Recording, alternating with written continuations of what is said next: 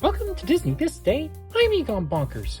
And on the stand 2016, Zootopia debuted in theaters. Judy Hopps moved to the big city to become the first rabbit on the police force. Desperate to prove herself, she must partner with con artist Fox, Nick Wilde, to uncover a surprising conspiracy.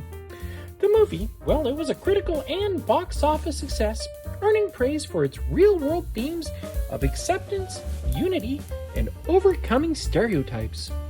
Zootopia won the Academy Award for the Best Animated Feature, and it started a franchise of films, a TV show, and even a theme park land.